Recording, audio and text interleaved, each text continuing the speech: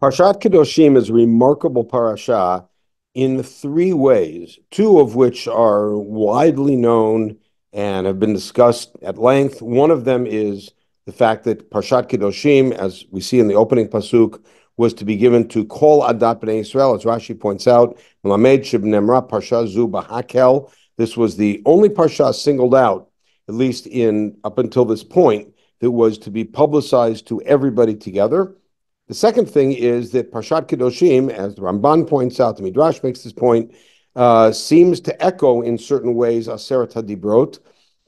Indeed, the Sforno tried to even identify the structure of Parashat Kedoshim as being aligned with that.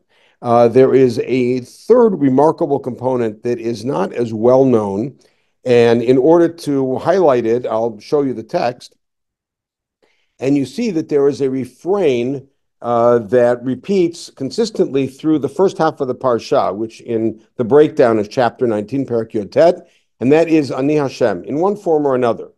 The opening line of the Parsha is Kedoshim Tiyu, Ki Kadosh Ani Adonai Elohechem.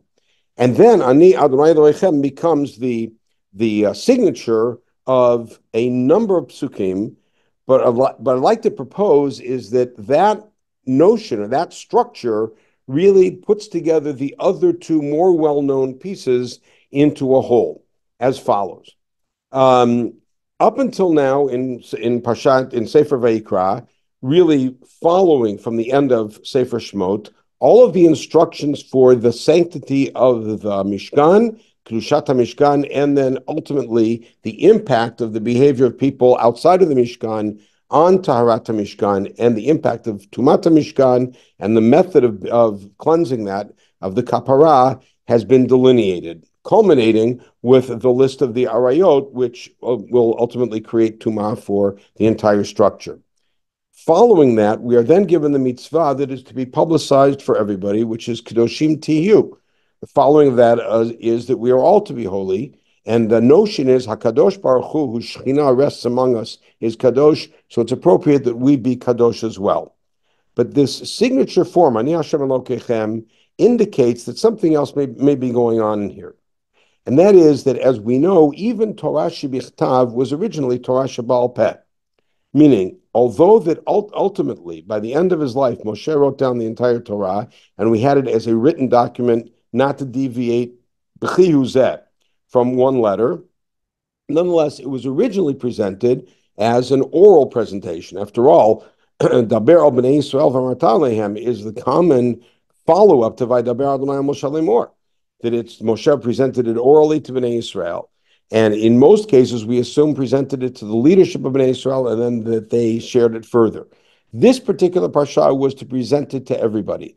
I'd like to propose it was presented to everybody to be a public recitation. And the public recitation was very likely done by different groups, perhaps antiphonally, and that the common refrain that indicated the end of what we might call a stanza was Ani Hashem Elokechem. And so the opening of it was Kedoshim Tiyu, that's the topic statement. And then two very big statements about Shmirat Shabbat and Kibud Avim, and again linking it back to the central motifs of the Brit at Har Sinai, Ani Hashem Elokechem, and then the prohibitions related to Avodah Zarah, and then specific laws. The laws that we get from Pasuk K through Pasuk Yod all seem to be related to taking care of the Ani'im. And that concludes with Ani Hashem Elokechem. And then as we read through, we see couplets, two psukim at a time, that the first set, Yod Aleph and Yod Bet, have to do with dealing honestly with other people in business. And that concludes with Ani Hashem. The next one is not taking advantage of the less fortunate. And that concludes with Ani Hashem. Then there is yet a raised level of fair treatment of others that concludes with Ani Hashem.